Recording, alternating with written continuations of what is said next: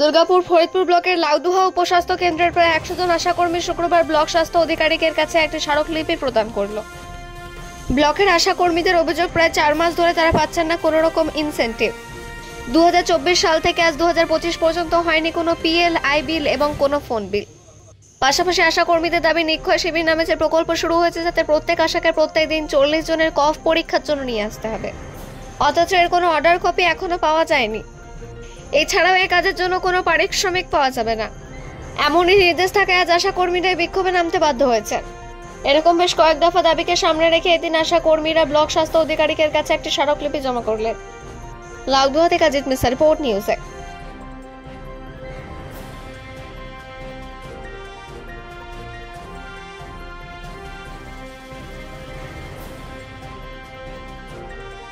আমাদের যেহেতু 4 মাসের ইনসেন্টিভ, প্রথমত 4 মাসের ইনসেন্টিভ আমরা পাইনি। বিগত 24 সাল থেকে 25 সালের জুন অবধি 1 বছর হলো পিএলআই যেটা আমরা পাই সেটা পাইনি।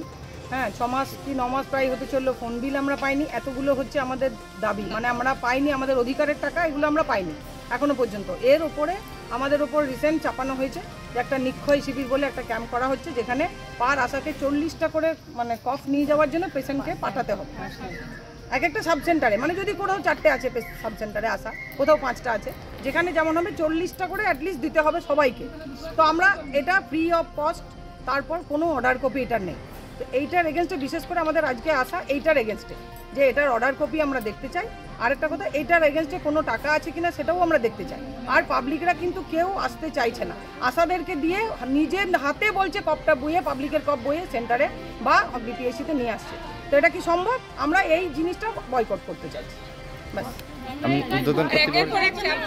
এবারে আমরা যে কোনো কাজ আমাদেরকে যখনই করানো হবে, আমরা চাইছি অর্ডার কপিটা আমাদেরকে দেখানো হোক। স্বাস্থ্য ভবনের অর্ডার কপি, স্বাস্থ্য ভবন আমাদেরকে অর্ডার কপি দিয়েছে, যেটা যে আপনারা সেন্টার মাসে 4 দিন যাবেন, হ্যাঁ, মেলা খেলা কোথাও এদিক সেদিক যাবেন না কেন, সেই অর্ডার কপিটা আমাদের কাছে আছে। আমরা ঊর্ধ্বতন কর্তৃপক্ষের কাজকে জানিয়েছি যে আমরা যেটা কাজ করব সেটা আপনাদের বাই অর্ডার কপি আমাদেরকে দেখিয়ে তারপর কাজে নামানো দিতে হবে, এবং পারিশ্রমিক দিতে হবে। নির্দিষ্ট পারিশ্রমিক ছাড়া আমরা ফ্রি কস্ট কাজ করব না। আমরা মা বাচ্চার জন্য যুক্ত, মা বাচ্চার জন্য অঙ্গীকারবদ্ধ। এই কাজটার জন্য আমরা যে 5000 টাকা পাই, সেটার জন্য আমরা সেই কাজটা সবসময় করছি এবং করব।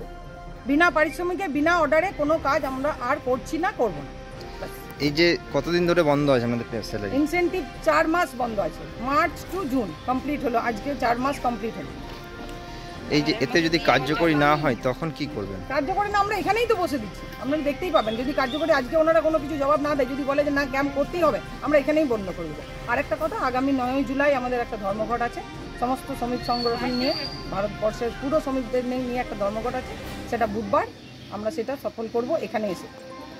আপনার নাম? Thank you. আমার নাম নন্দা ব্যানার্জি, লাউদুহা সাব সেন্টার।